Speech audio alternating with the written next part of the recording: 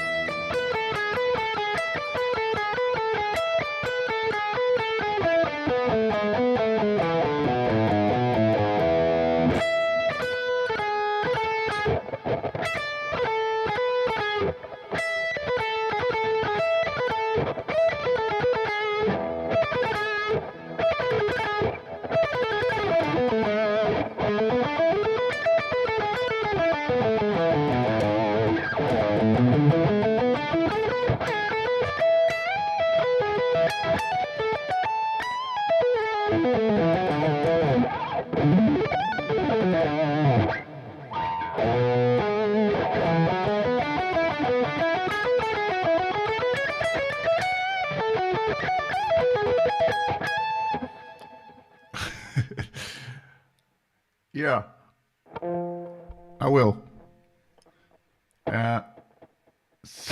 Centuries of Ooze. Hey, Article. Article 5.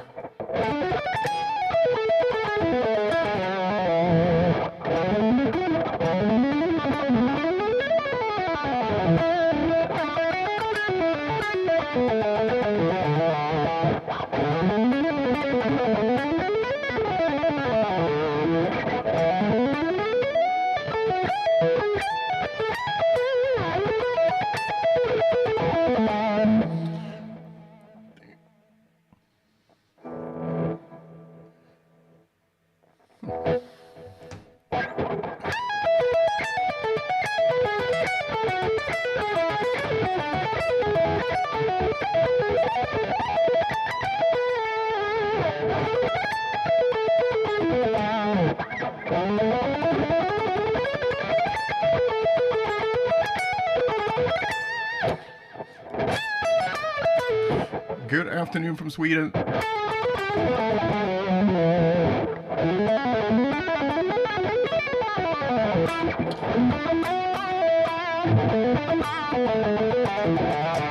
So, Article, are you a member of the practice room?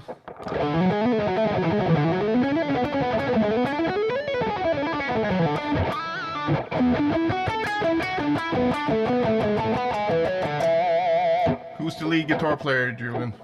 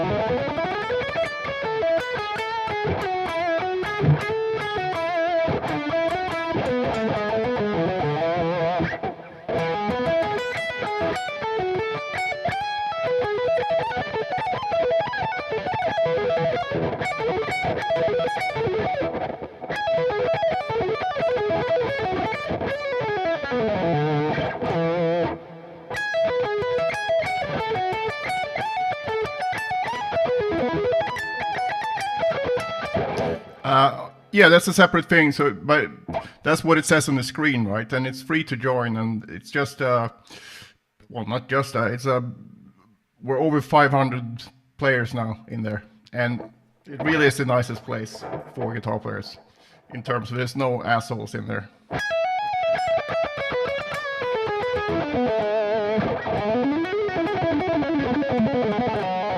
That's great, man. So this is the community, and there's a bunch of free lessons as well, but it's mostly about the community and also weekly challenges and stuff like that.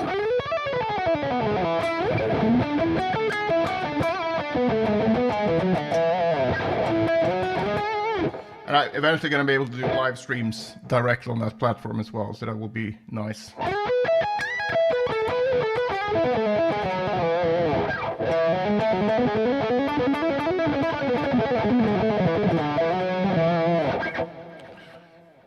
So,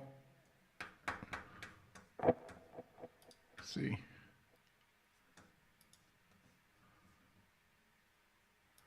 I'm gonna put the link in the chat as well, since people are very lazy.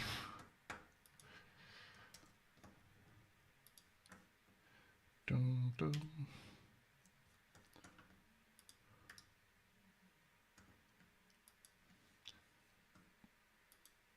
Did you join just now, Jelly?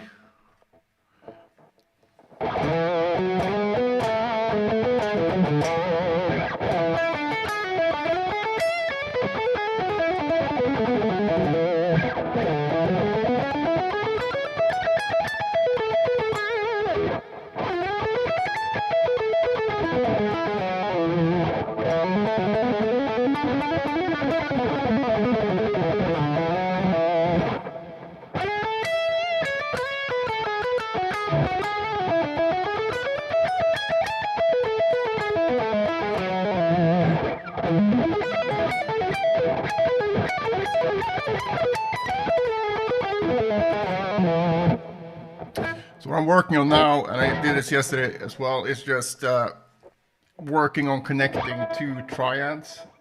In this case, it's E major, whoops, and D major, but it's in the context of E mixolydian. So.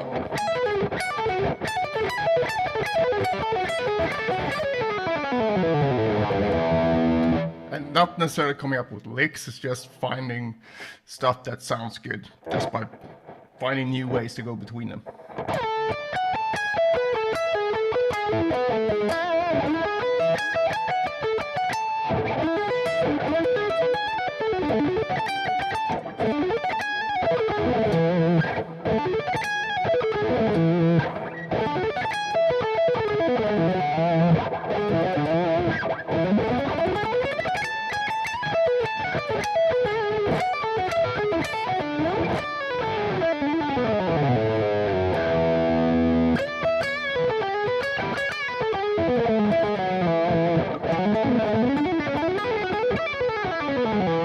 So you're from Finland, Jelly. I just approved you on the thing now.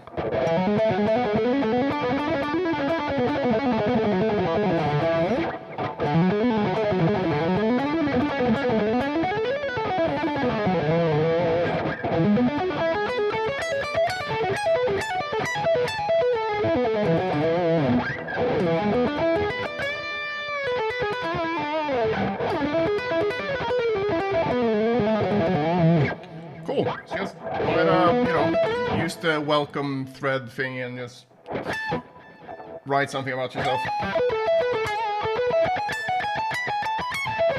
And don't be afraid to start a thread either. So this is for everyone. So the only rules is there's no politics or religion. Be nice to people, and also no blatant self-promotion, right? But that doesn't mean that you can absolutely show videos of yourself playing or whatever. But if, let's say you're selling a book or whatever, that would be kind of not cool to come and promote. But other than that, you showing your playing, or if you have some music, that's totally fine.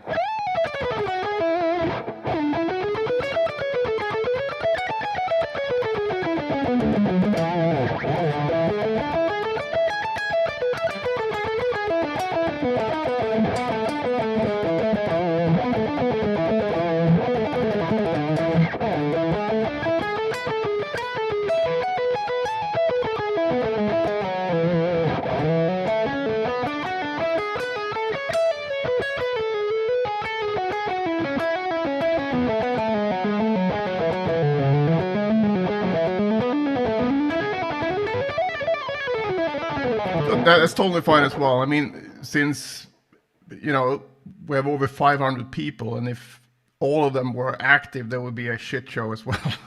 So lurkers are definitely needed. So.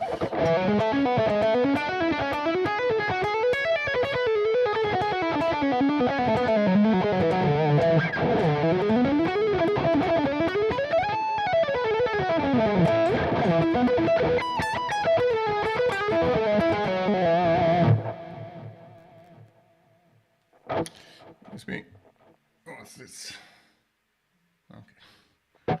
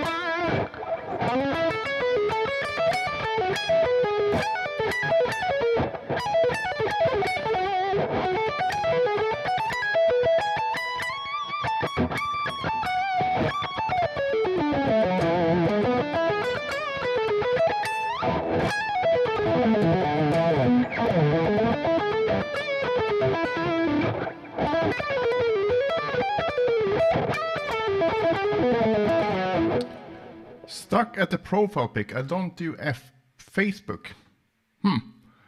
I think you might be in the wrong place. Use the link that I sent up in the chat. You see the big yellow one. Actually, I'm gonna put that.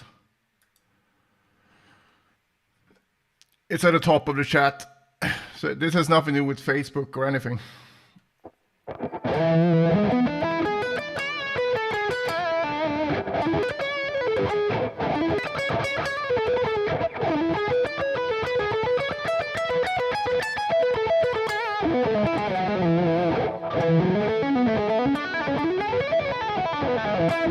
And also, you don't need to have a profile pic on school if you don't want to. So I think most people have something, but you don't need to. I'm pretty sure. Go.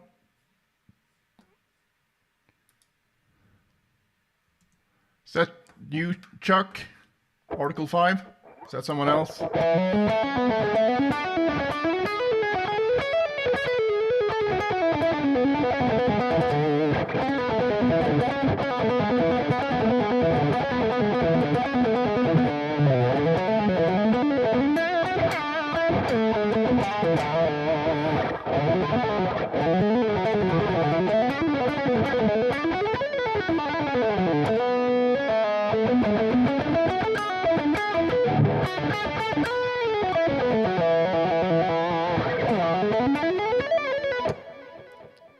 Article 5 is Chuck.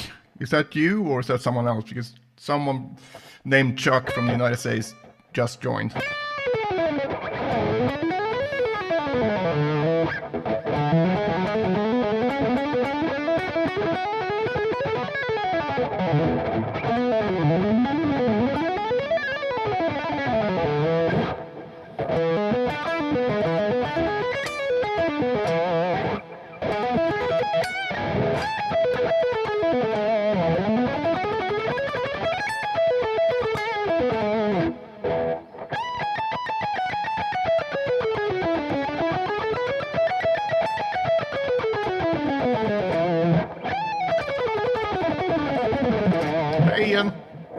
went.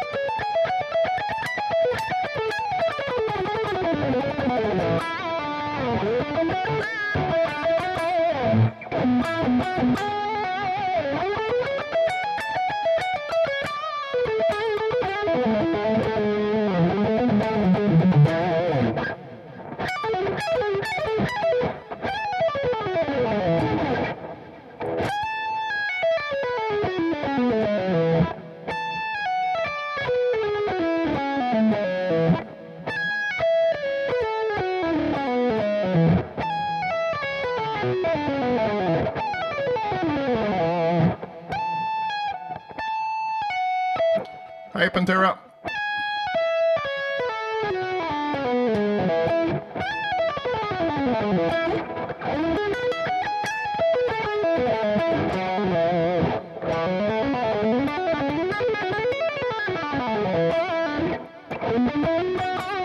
Thank you, Ian. I'm just trying to find some new ways for me to go get the Mixolydian sound, the Mixolydian in this case, by using just two major triads. Hi, John. Question: what's the mindset of the fast spin per string on a general basis? I mean, my brain doesn't like the idea of those patterns if not a proper resolution exists. Well, the resolution is up to you, right? You can. It's just a way to organize the notes. So if I want to do that, that's resolved. I mean, if you play something and you like, maybe you won't like that much, but it doesn't really.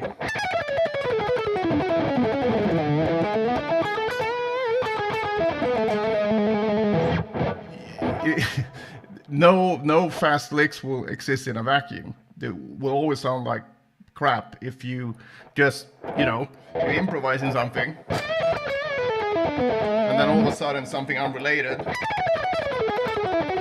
and then you stop and then do something else. That's like you're sitting around talking and then you just push in a really fancy word, but that doesn't have a lot to do with what you're actually talking about, and you will sound like an absolute asshole if you do that. And kind of equivalent guitar-wise as well. So, you know what I mean? So you always have to have a resolution for anything, any lick really, because it's all about tension and release, and the fast stuff generally will feel like tension, but if you just stop, it will sound weird. So you need to be able to have enough control so you can go continue it with something else. So that's the idea. Because, you know, maybe you didn't like that, but it's still resolved, right? Maybe you want to resolve it in another way. So let me know if that answers your question, or if I've totally misunderstood what you're talking about. But I don't see how it has anything to do with 3 notes per string, because this, if I play 4 notes per string, and I can either do that in a way that it sounds part of the general playing, or just like, oh, here's a lick I worked on for a long time, and has nothing to do with your actual playing. I see this a lot with people learning sweep picking. So they like, and then all of a sudden, and then they just add it in because it's a sweep and it's fast. You know, it doesn't have anything to do with what they're actually playing. And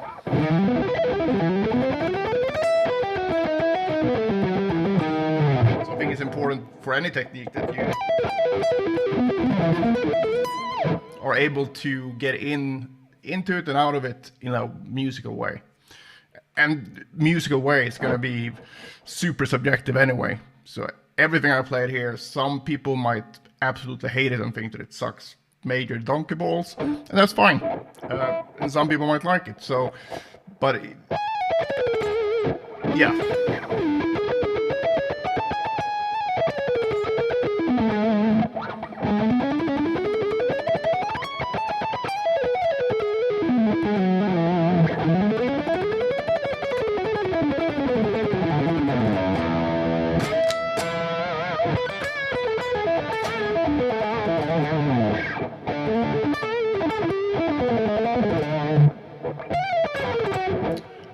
All right, so Article 5, you're not Chuck then? Because it was Chuck that signed up from the US.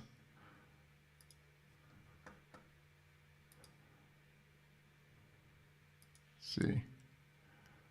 Don't.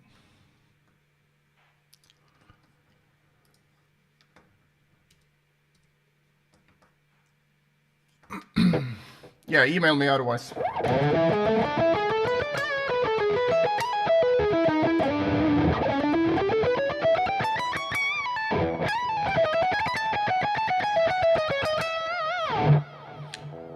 Hey, Josie.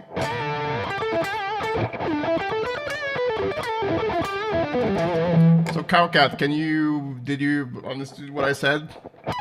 Did I understand your question, is what I'm trying to say.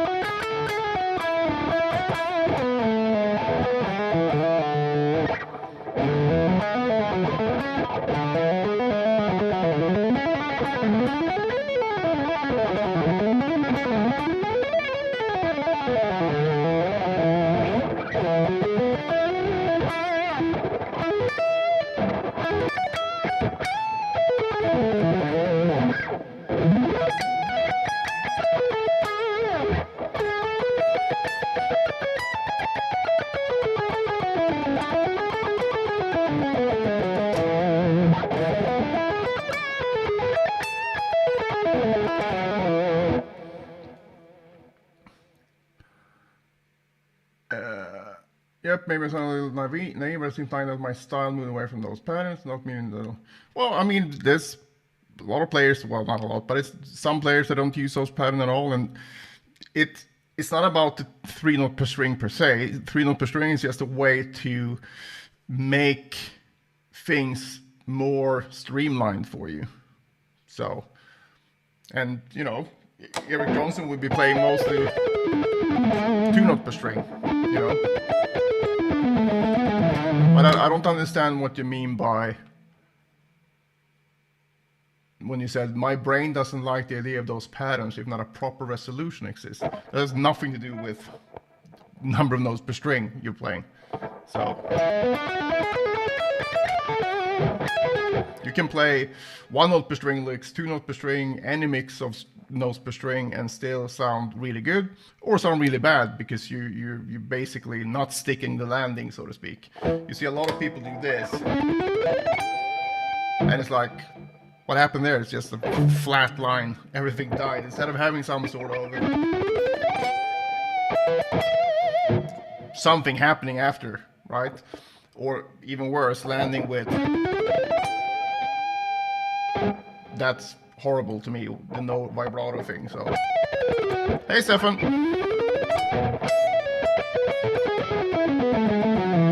But again, I still don't understand what you mean by that 3 note per string sounds unresolved.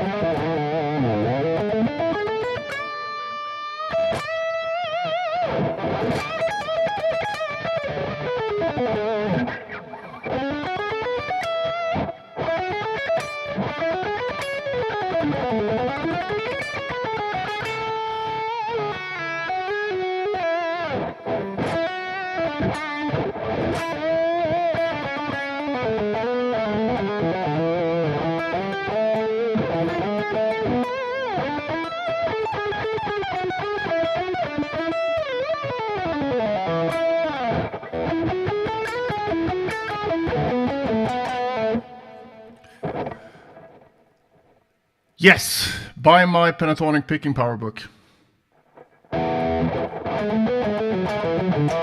I'm not even kidding here. That's and if you have it, then you just need to do the routine for, you know, a couple of months, because that's the absolute best way I know how.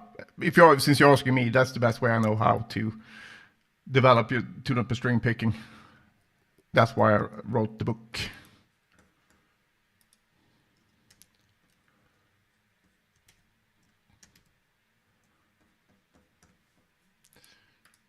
Then you need to use it properly.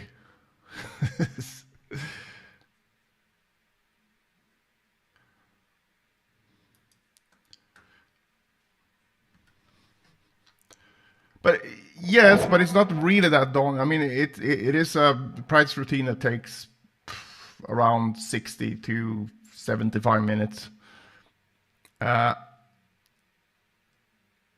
So you need to, if you bought the book especially, you need to do it, because, you know, otherwise you're not going to get better. It's like you're buying a workout plan and then you don't go to the gym and like, yeah, do you have any advice on how to get abs? It's like, yes, use the book that you bought. You know, and I'm not shitting on you specifically, Evangelis. I see this in a lot of people.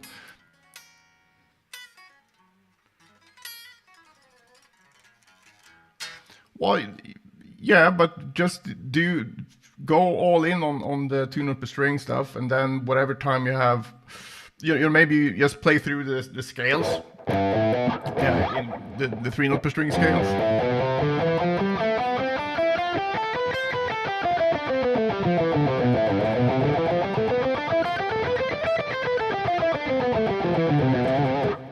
Do that, but that's the thing, like you will never get better at tune-up per string picking if you don't work at it. So, and the approach that I have in the book will help you not only learn to do this, but you can do it in.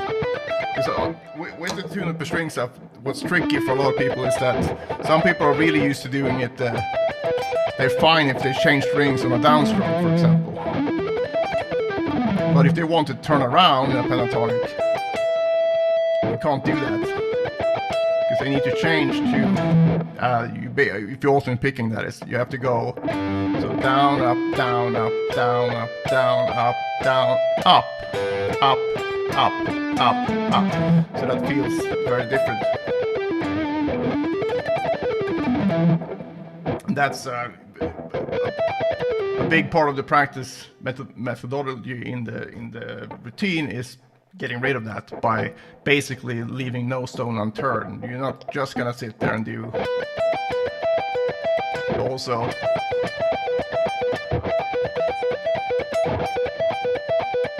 and throughout a shit ton of different patterns.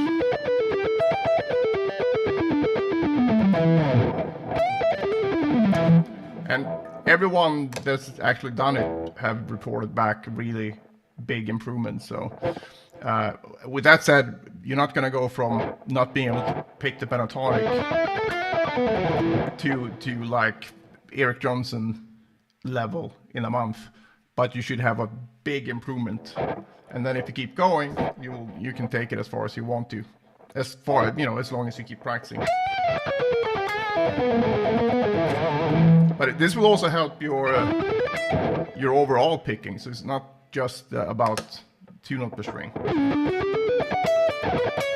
in terms of what you get out of it. So because there can be things in tune-up per string that you're gonna fix, and then when you go back to 3-note per string, you're gonna be like, oh shit, now this works all of a sudden, because what was holding you back in a 3-note per string thing was actually solved by you working through a specific thing in that book. So everything is connected.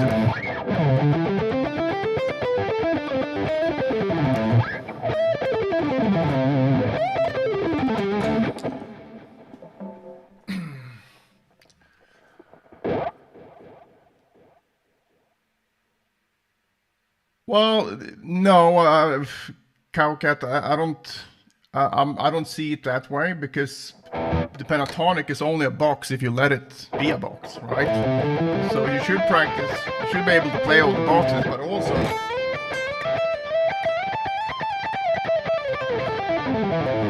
go from any, just play the scale on one string, so. And the same thing goes with the 3-note per string stuff. You need to be able to go,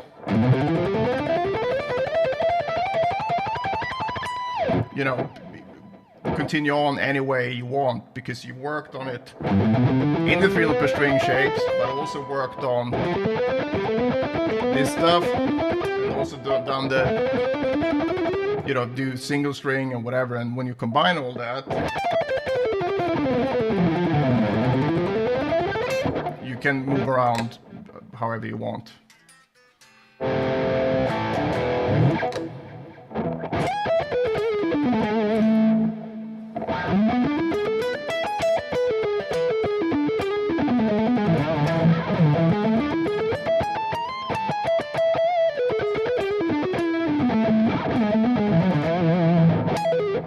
Also, mostly what I do with the 3-note per string stuff, it's for if I know that I want to play a fast line or whatever and go from one place on the neck to another place. So phrasing stuff is more about seeing the intervals in wherever I'm at. So if I'm over at E7 here, I can see I have the third here, root, flat second, sorry, flat 7, third, flat 7, root. And then if I want to play something faster here, and then let's say I want to get up to this flat 7, I can do that by using the 3-note per string scale. And I can do that in different, work myself up in different ways. So I think it's great because for me, I can improvise faster lines. I don't have to take this example again, if I want to go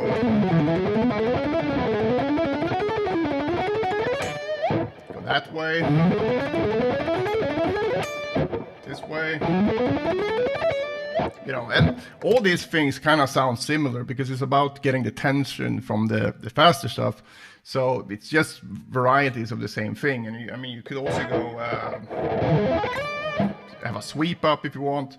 So, but still, I don't really see the 3-note per string scales as part of the phrasing stuff necessarily that much, because it's just a tool to use in your improvisation. So, and also it just makes more sense technique-wise as well, I feel, because if you can play one sequence in a 3-note per string scale, you can pretty much play that sequence in any 3-note per string scale, regardless of what scale you're playing. That's definitely not the case if you use the cage system, for example, because you're going to have, oh shit, we have 2 notes on this string all of a sudden, and then there's 3 here, and then we've got 2 here, and then if you learn another scale, it's going to be different as well. So I just think I like it for the consistency's sake, because it just makes it easier to use it, right? You don't have to, it's more streamlined. It's kind of like why Tom Quayle, among other people, like to tune the guitar in fourths, right? So you can do this. Sorry, I need to check the time. Because then, whenever he plays this, major triad, that will be the same everywhere. Sorry. But on a regular tuned guitar, not so much, right? So, and same thing here. And that makes everything easier. And I don't think some people might be like, oh, isn't that cheating? And I think that's a very silly way to look at it. And I didn't say that you said that, Cowcat, but I've seen some people be like, oh, if you make things easier, then it's not cheating. It's like, no. If you get this, for me, the easiest way I can get the sound that I want, that's the way I'm going to do it, right? Because I want to be in control. I don't want to, there's some medals there for you making things harder than they need to be. Because guitar, you can make it super hard if you want. If I play these 3 notes, I can do it like that. One string, and I can go that way as well. So that's, a bit silly.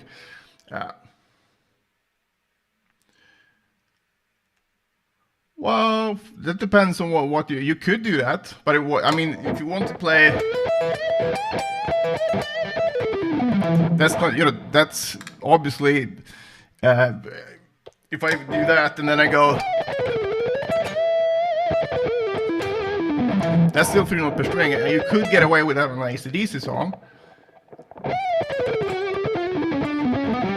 but you wouldn't, you would probably not go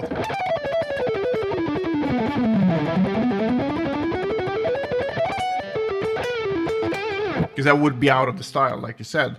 But that doesn't really mean that 3-note per string, there's anything wrong with it. Because, off the practice, sounds good, Ian. Have a good one.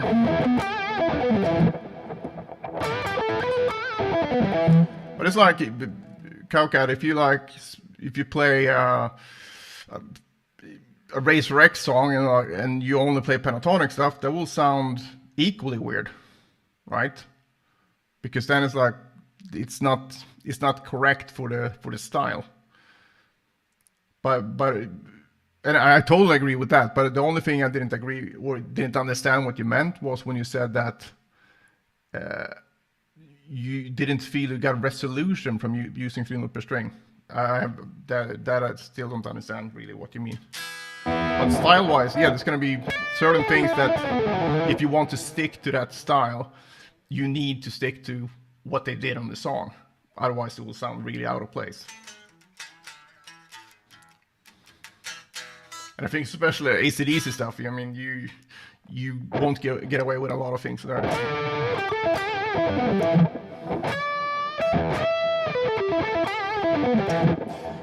Combine 2 vox and minor pentatonic from the 12th is you mean this? Or do you mean doing it this way?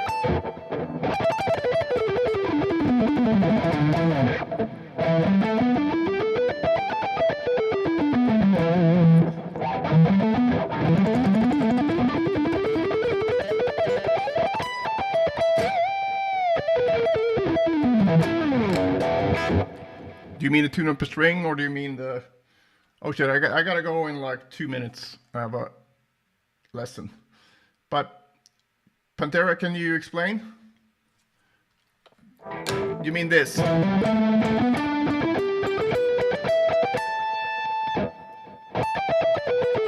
Well, I don't use that shape like this. And the reason for that is that you get this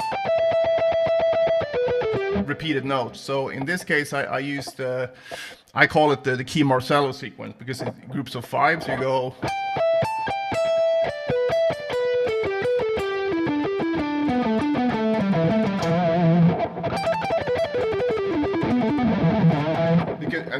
Because then you're not going to get that repeated note, because you're going, if you number the notes from left to right, 1, 2, 3, you go 2, 1, 3, 2, 1. So I'm not talking about the fingering, just the notes. So 2, 1, 3, 2, 1. Now when I start on the middle note here, I get rid of that doubled up note. So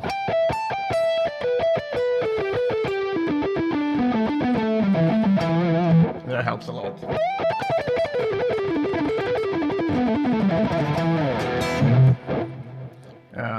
And you can do that.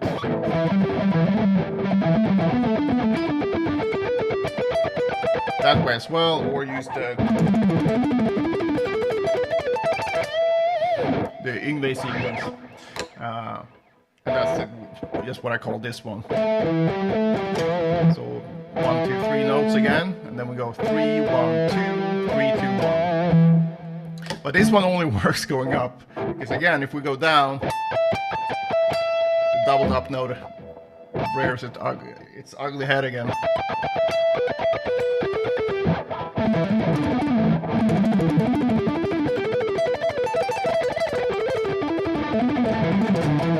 I guess if you play it fast enough, it doesn't, you can get away with it, but I know that note is there, so I don't like that very much.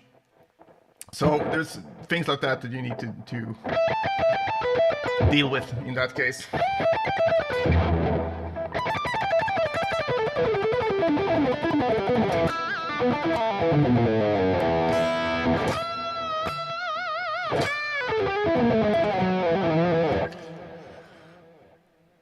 Yeah, and then you get away from the pentatonic stuff. Sorry, the tune up a string stuff as well, Cornelius. Alright, so you can do that.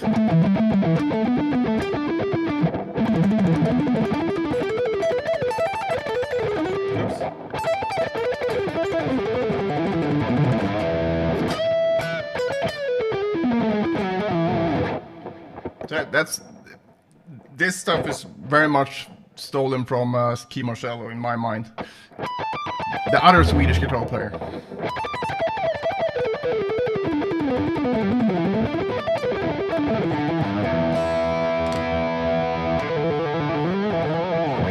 Alright guys, thanks for hanging out.